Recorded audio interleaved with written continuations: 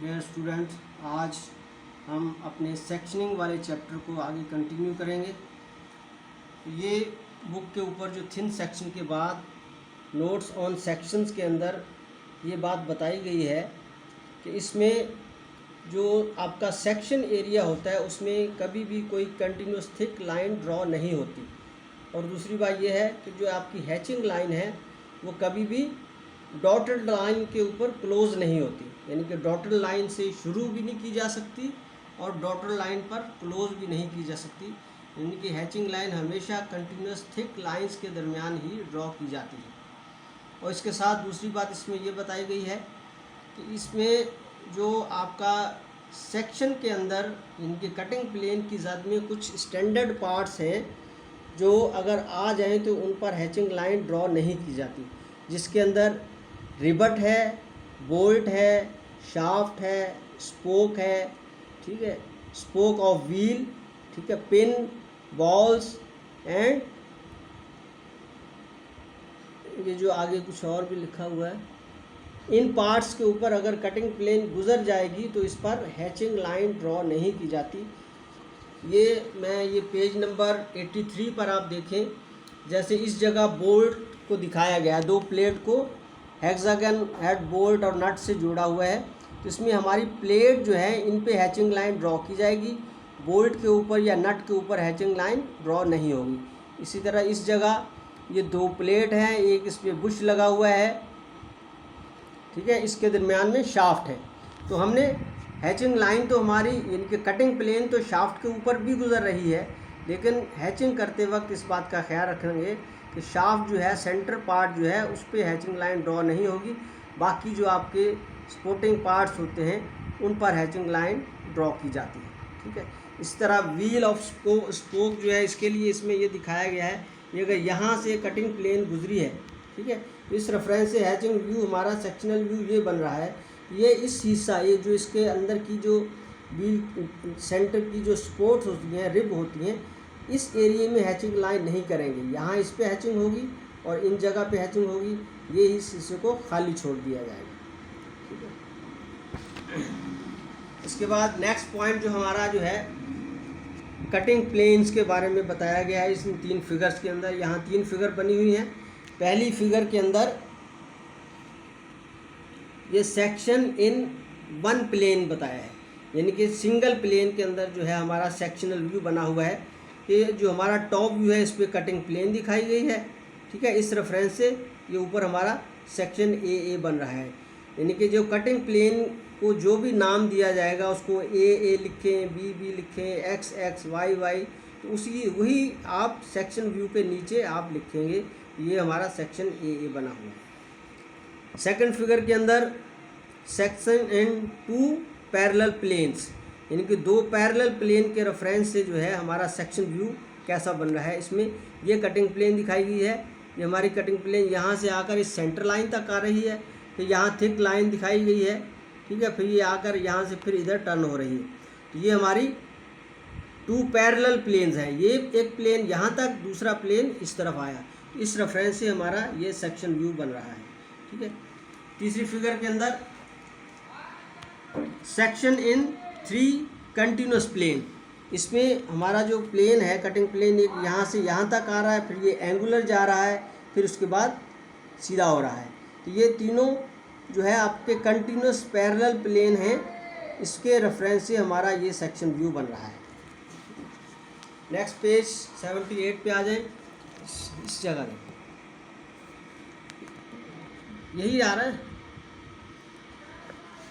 इसमें ये दिखाया गया है कि जब सेक्शन व्यू के अंदर, यानी कि बाज़ दफ़ा कोई जो है फ्लैंज वगैरह उसमें स्पोर्ट प्लेट लगी होती है जिसमें रिब बनी हुई है, उसको जब सेक्शन के अंदर दिखाएंगे तो अगर आपका जो है कटिंग प्लेन जो है वो सेंटर लाइन से हट के भी गुज़र रहा है, लेकिन उसके रेफरेंस से जो हमारा सेक्शन व्यू बनेगा तो हम उसको जो है सेंटर पोजीशन पर उसकी रिब को ड्रॉ करेंगे। जैसे इस जगह से हमारा ये फ्लैंज की थिकनेस आएगी, यहाँ ड्रिल हुआ है, ठीक है, ये इस जगह ये पोजीशन दिखाई गई है, ठीक है। इस तरफ कटिंग प्लेन हमारा यहाँ से आकर इस एंगल पर गुजर रहा है। इस रेफरेंस से अगर ये हम जो है व्यू, यानी कि व्यू की पोजीशन से अगर हम इसकी लाइनें प्रोजेक्ट करेंगे, प्रोजेक्शन लेंगे, तो ये जाके यहाँ पे इस जगह पे ही कहीं टच हो रही है पॉइंट, तो यहाँ इस जगह लाइन बन रही है, तो ये तरीका सही नहीं है, इस जगह नहीं बनाएंगे। भले इस रिब को इस सेंटर पोजीशन पर इस जगह इनके एज्यूम करते हुए तो इसकी लाइन ड्रॉ कर इस पर सेक्शन लाइन ड्रॉ की जाएगी। जिस तरह पहले डिस्कस हो चुका है कि ये रिब जो है इस पर हैचिंग लाइन नहीं ड्रॉ की जाती, तो हमारा ये एरिया जो है इस पर हम हैचिंग लाइन नहीं करेंगे, बल्कि सिर्फ इस जगह हैचिंग लाइन ड्रॉ होगी, यहाँ पे आएगी और इस जगह आएगी। ठीक, अच्छा जी, ये जो है parts locate in front of the cutting plans, यानी कि बाज़ दफ़ा ऐसी कंडीशन होती है कि जहां हम सेक्शन व्यू बना रहे हैं उसकी बैक साइड पे कोई ऐसी पोजीशन मौजूद है जिसको उस सेक्शन व्यू के अंदर दिखाना ज़रूरी है। तो इस कंडीशन में फिर हम इस हिस्से को जैसे दिखाया गया है तो जो है थिन फैंटम लाइन से उसको दिखाएंगे, यानी कि वो डैश लाइन से उस पोजीशन को वाज़े नहीं किया जाएगा, बल्कि फैंटम लाइन के ज़रिए बैक साइड की पोजीशन जो है उसका लाइन वर्क दिखाया जाएगा सेक्शन व्यू के अंदर।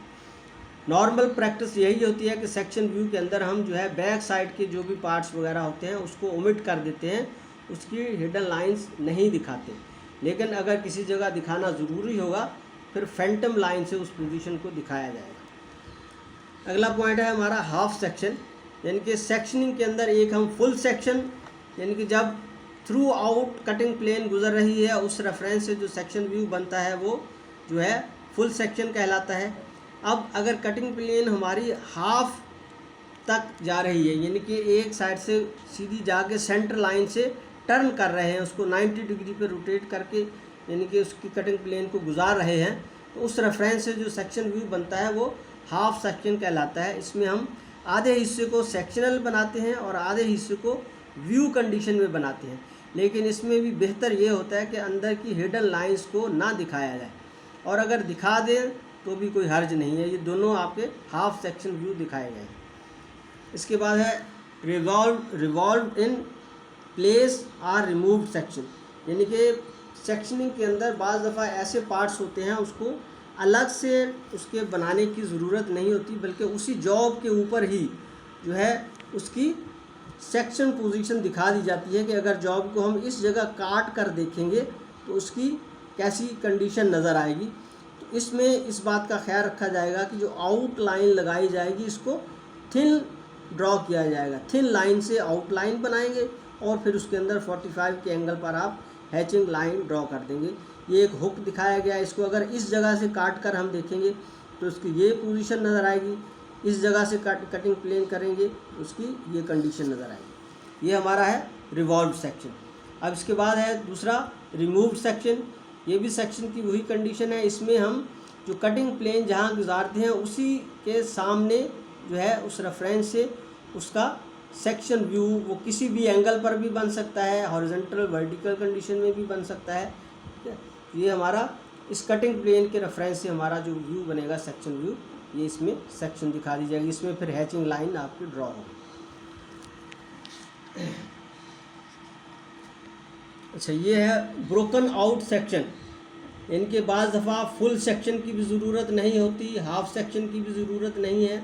आप जॉब के किसी एक कॉर्नर को या किसी थोड़े से हिस्से को सेक्शनल दिखाना चाहते हैं, बाकी आपका पूरे का पूरा जॉब जो है वो व्यू कंडीशन में मौजूद रहेगा, तो उसमें हम आप ये ब्रोकन आउट सेक्शन करते हैं। इसमें इस बात का ख्याल रखना होता है कि जो आपकी ब्रोकन लाइन है वो थिन अनरेगुलर लाइन ड्रॉ की जाती है, अनरेगुलर थिन लाइन ड्रॉ की जाती है। ठीक है, इसमें भी यही दिखाया गया है। यहाँ एक शाफ्ट है, उसके अंदर जो है ये थ्रेड दिखाए हुए, इसको यहाँ ब्रोकन लाइन लगाकर इस हिस्से को सेक्शन कर दिया है, बाकी हमारा पूरा व्यू कंडीशन में बनेगा।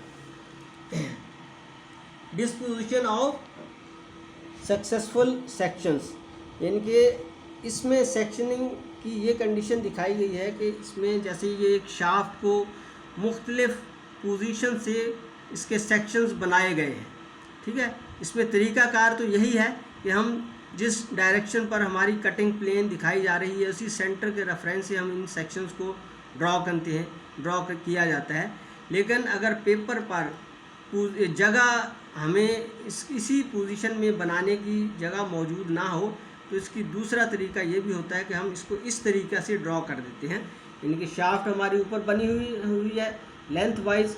अब इसमें हमारा कटिंग प्लेन ए इस जगह है, तो इसी कटिंग प्लेन के सामने नीचे की तरफ बना दें तब भी ठीक है, इसको ऊपर की तरफ बना दें, जहाँ जगह मौजूद हो वहाँ पे ये सेक्शन बनाया जा सकता है। ठीक है, सेक्शन ए के रेफरेंस से यहाँ लिख दिया गया, बी सेक्शन इस जगह बन गया, सी यहाँ बन गया और डी यहाँ बन गया। तो इसमें इस बात का ख्याल रखना है कि एक ही पेपर के ऊपर, एक ही शीट के अंदर अगर मुख्तलिफ सेक्शंस हमारे अप्लाई हो रहे हैं, एक तो उनका नाम अलग अलग रखा जाएगा और फिर उस रेफरेंस से, कटिंग प्लेन की रेफरेंस से जहाँ सेक्शन व्यू बन रहा है उसी जगह उसके नीचे उसी का नाम लिखा जाएगा। यानी कि सेक्शन ए लिखेंगे, सेक्शन बी सी डी जो भी है, जो नाम रखा है वही आपने उसके नीचे, यानी कि सेक्शनल व्यू के नीचे नाम लिखना ज़रूरी है।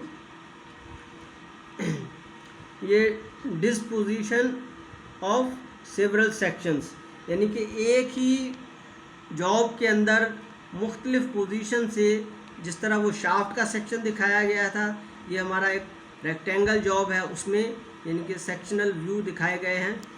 इसमें इस बात का ख्याल रखना होता है कि जो कटिंग प्लेन में एरो डायरेक्शन जो आपने दिखाई है उसी डायरेक्शन से आप या तो उसके, यानी कि एक व्यू तो बिल्कुल उसके सामने बन जाएगा। जैसे ये हमारा सेक्शन ए यहाँ से कटिंग प्लेन गुजर रही है, यहाँ से डायरेक्शन चेंज हो रही है, फिर यहाँ से यहाँ तक आ रहा है। तो इस रेफरेंस से हमारा जो सेक्शन व्यू बन रहा है ये ऊपर बनाया गया है, इसके नीचे सेक्शन ए लिख दिया गया। फिर दूसरा इसी, यानी कि हॉरिजॉन्टल वाइज सेक्शन बी इस कंडीशन से यहाँ से गुजर रही है कटिंग प्लेन, यहाँ आ रही है, यहाँ से इधर गुजर रही है। तो इस रेफरेंस से जो हमारा सेक्शन व्यू बनेगा, ठीक है, इसके लिए ये सेक्शन व्यू बनाया है। ठीक है, अब इसके लिए ज़रूरी नहीं है कि हमने इसके सामने ही बनाना है, इसको यहाँ पे भी बना सकते हैं, नीचे भी बना सकते हैं। जिस जगह पेपर पर जगह मौजूद है, खाली स्पेस मौजूद है, वहाँ ये सेक्शन बनेगा। लेकिन इसकी डायरेक्शन का ख्याल रखना है कि उसी डायरेक्शन पर बनेगा जिस डायरेक्शन पर आपने कटिंग प्लेन दिखाई है। इसकी डायरेक्शन रोटेट करके इसको नहीं बनाया जा सकता। अब इसी तरह लेंथ वाइज हमारे सेक्शन 2 बने हुए हैं। एक सेक्शन सी यहाँ से सीधा आ रहा है, ठीक है, ये कंटिन्यूस सीधा गुजर रहा है। इस रेफरेंस से हमारा ये सेक्शन सी ये सेक्शन व्यू बनेगा। फिर दूसरा सेक्शन डी ये भी बिल्कुल सीधा है, क्योंकि इन दोनों पोजीशन में जो है जॉब की कंडीशन अलग अलग है। तो सी जहाँ से कटिंग होगी तो उसकी पोजीशन दिखाई जाएगी, जहाँ से डी सेक्शन कटिंग प्लेन गुजरेगी वहाँ पे इसकी पोजीशन दिखाई जाएगी। अब इसके बाद है अगले पॉइंट में थ्रेड्स इन सेक्शन, यानी कि थ्रेड्स को सेक्शनल व्यू के अंदर से किस तरह से दिखाया जाएगा। इसमें ये दिखाया गया है कि एक थ्रेडेड पार्ट्स है, इसमें सेक्शन दिखाई गई है। इसमें ये आउटर थ्रेड दिखाए हुए हैं। आउटर थ्रेड में हमारी थ्रेड लाइन जो है, यानी कि रूट लाइन अंदर लगी हुई है और हैचिंग लाइन हमारी इसको रूट लाइन को क्रॉस करके जा रही है। यानी कि हैचिंग लाइन हमेशा क्रस्ट लाइन तक ड्रॉ की जाती है। उसमें अगर रूट लाइन अंदर की तरफ है तो हम हैचिंग लाइन को रूट लाइन के ऊपर से क्रॉस करते हुए क्रस्ट लाइन तक ड्रॉ करेंगे। ठीक है, और इसमें भी ये भी इंटरनल थ्रेड है, इसमें भी यही चीज़ दिखाई गई है। तो इसमें भी यानी कि अंदर हमारी क्रस्ट लाइन है, रूट लाइन बाहर है, तो सेक्शन लाइन हमारी रूट लाइन को क्रॉस करते हुए क्रस्ट लाइन तक ड्रॉ की जाएगी। अगले पॉइंट में असेंबल्ड थ्रेड दिखाए गए हैं। ठीक है, ये असेंबल्ड थ्रेड पार्ट्स, यानी कि अगर असेंबली के अंदर थ्रेड मौजूद है तो उसमें यानी कि जो व्यू कंडीशन में जिस तरह थ्रेड लाइन ड्रॉ की जाती है इसी तरह थ्रेड लाइन ड्रॉ होंगी। लेकिन उसमें भी इस बात का आपने ख्याल रखना है कि आपने हैचिंग लाइन क्रस्ट लाइन तक ड्रॉ करेंगे, रूट लाइन को क्रॉस कर दिया जाएगा। इसमें यानी कि ये पार्ट्स दिखाया गया है, इसकी आउटर थ्रेड हैं, ये इसमें यहाँ ये असेंबल हुआ है। असेंबली के अंदर हमेशा जो इंटरनल पार्ट होता है उसकी थ्रेड लाइंस, उसकी यानी कि जो है लाइंस को दिखाया जाता है। जो आउटर थ्रेड होता है उसको थ्रेड लाइन जो है उसकी कवर हो जाती है इंटरनल पार्ट के ज़रिए से। इसमें जैसे ये इसमें आउटर थ्रेड है आपका, ये आपकी क्रस्ट लाइन है, ये आपकी रूट लाइन है। तो इसी की लाइन के रेफरेंस से हैचिंग लाइन इसमें ड्रॉ की गई है। यहाँ तक हमारा जो है सेक्शनिंग का चैप्टर क्लोज हो जाता है। इंशाल्लाह जितने भी पॉइंट्स डिस्कस हुए हैं इन्हीं के रेफरेंस से जो है आपने जो है जो सेक्शनिंग की शीट बनाएंगे, जो भी एक्सरसाइज करेंगे, उसी रेफरेंस से इन पॉइंट्स को जहन में रखते हुए आपने शीट बनानी होगी। इसके लिए एक आगे ये पेज दिया हुआ है, ये भी थोड़ा सा गाइड कर देता हूँ। जैसे इस पेज पे ये बताया था कि थ्रेड के अंदर दिखाया गया है, ठीक है, यहाँ पे वही हुक को दिखाया गया है। अब ये बेरिंग का जो है सेक्शन व्यू दिखाया है। जैसा कि बेरिंग में भी आपके बॉल बेरिंग है, तो इसमें बॉल के अंदर सेक्शन नहीं करेंगे हम, हमारा जो आउटर पार्ट होगा इस पे हैचिंग लाइन की जाएगी। ये रोलर बेरिंग है, इसमें रोलर जो आ रहा है सेक्शन, कटिंग प्लेन तो इसके ऊपर से गुजरता है, लेकिन इस पर हैचिंग लाइन ड्रॉ नहीं की जाती। जो 12 पार्ट्स होता है हमारा, उस पर हैचिंग लाइन ड्रॉ की जाती है, ठीक है। इंशाल्लाह अगले लेक्चर के अंदर मैं एक एक्सरसाइज बनाकर दिखाऊंगा। उसमें आपको व्यू कंडीशन भी दिखाई जाएगी, फुल सेक्शन और हाफ सेक्शन के बारे में, यानी कि बाकायदा शीट के ऊपर किस तरह से आप अप्लाई करेंगे। इंशाल्लाह उसकी प्रैक्टिस अगले लेक्चर में होगी। अल्लाह जज़ाए खैर दे। अस्सलामु अलैकुम।